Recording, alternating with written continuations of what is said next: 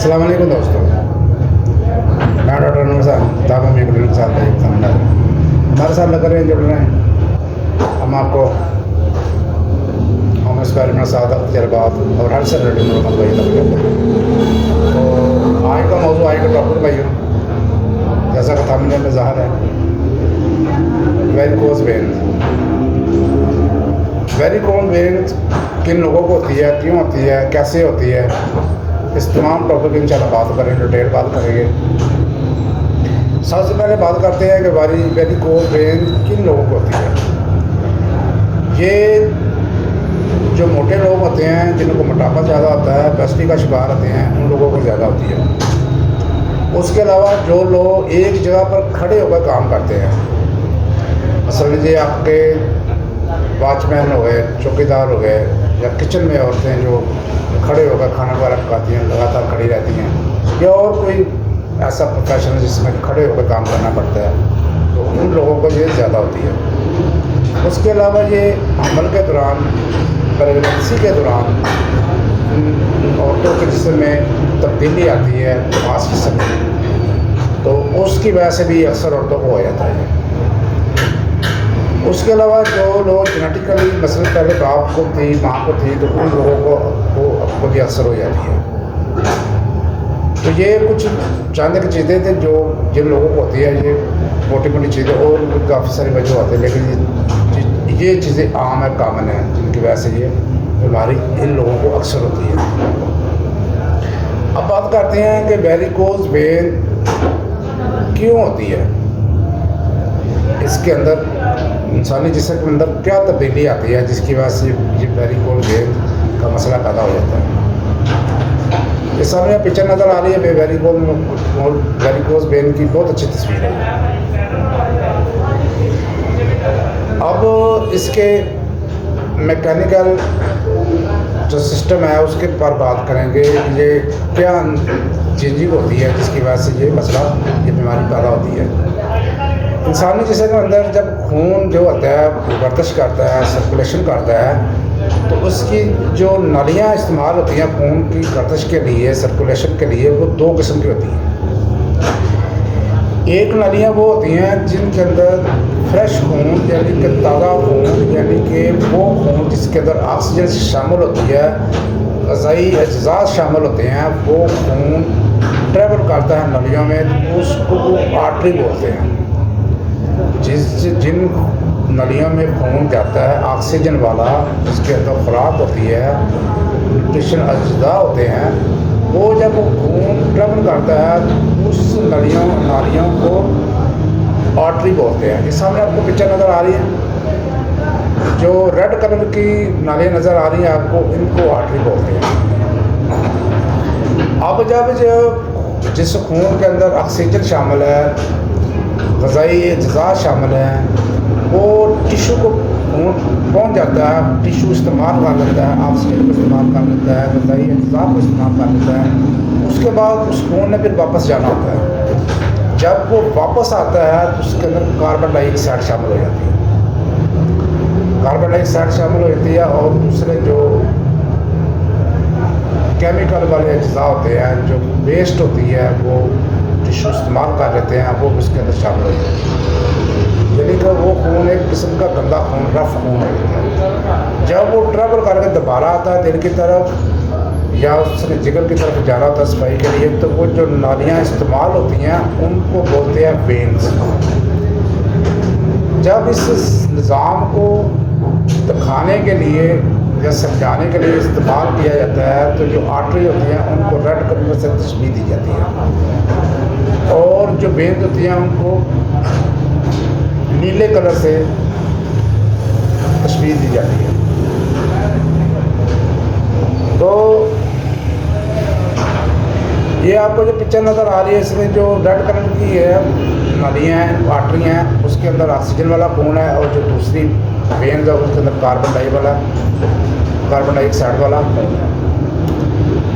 तो हम बात कर रहे हैं लोगों की बीमारी के ऊपर।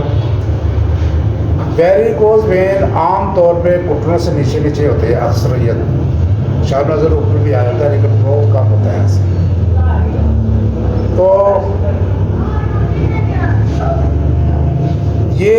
जब खून जाता है हमारे पाँव की तरफ ट्रैवल करता है ऑक्सीजन लेके, तो वहाँ पर जब टिश्यू को खून पहुँच जाता है, टिश्यू को खून मिल जाता है, ऑक्सीजन वाला खून या वो ग़िज़ा वाला खून जब पहुँच जाता है, फिर वो वापस आता है। तो जब वापस आता है तो फिर नालियों के अंदर, वेन्स के अंदर अल्लाह ताला ने कुछ वाल्व्स लगाए होते हैं।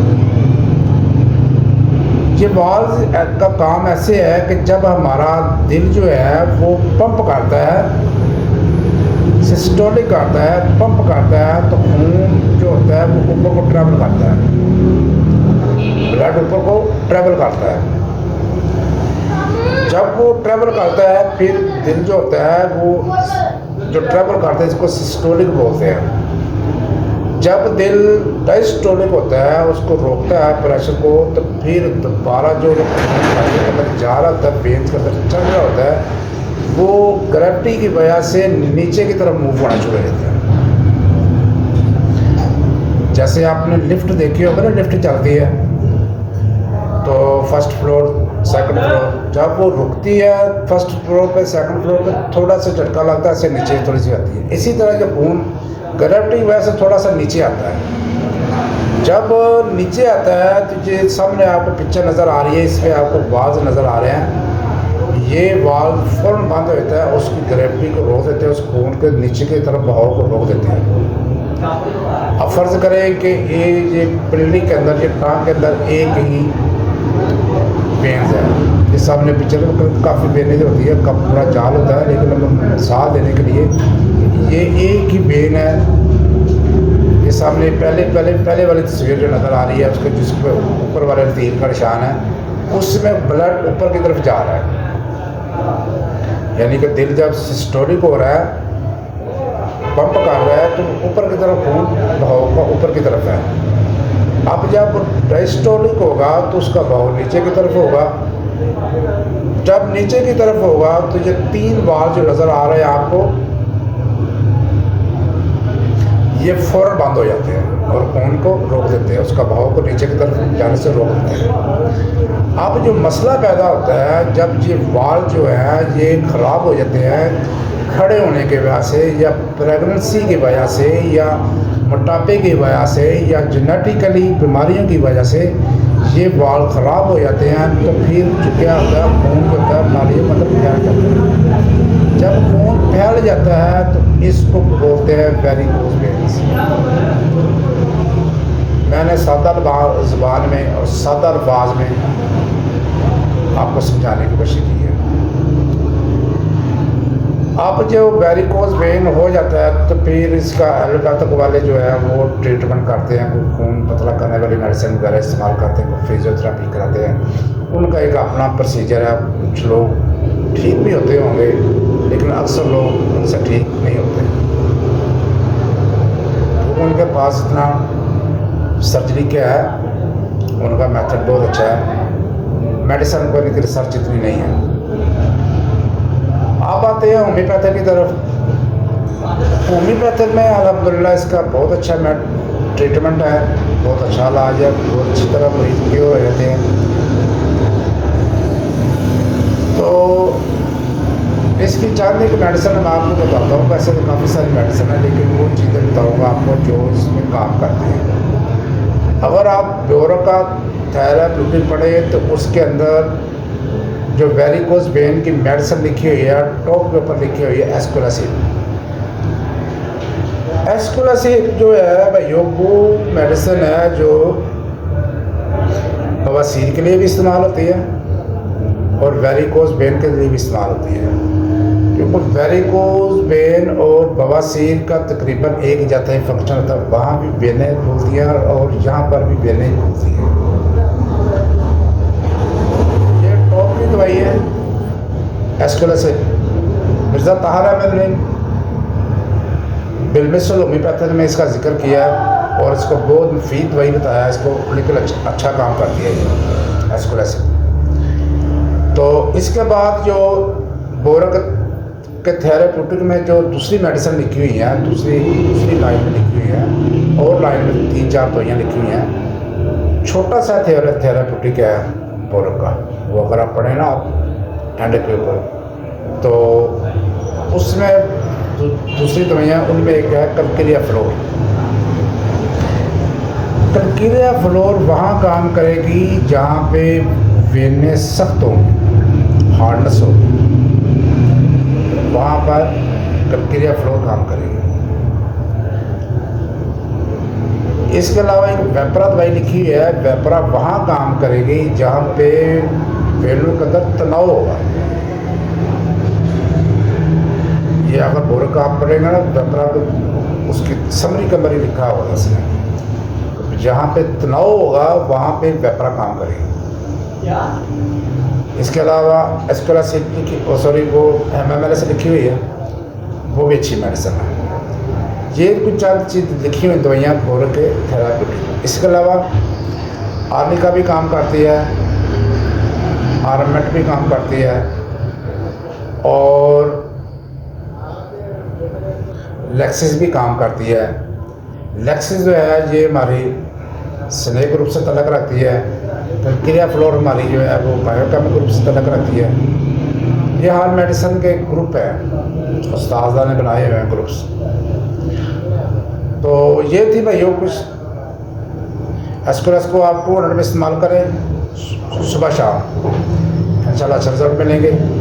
वेपरा को 200 में इस्तेमाल करें सुबह शाम, इंशाल्लाह अच्छा रिजल्ट मिलेंगे सिम्टम के मुताबिक। तो ये चांदी की मेडिसिन इंशाल्लाह, और भी मेडिसिन हैं बहुत सारी हैं, अगर आपको सिम्टम मिलते हैं तो उनको भी इस्तेमाल करा सकते हैं। उसके बाद जब ये वेनें फट जाती हैं तो फिर अल्सर बन जाता है।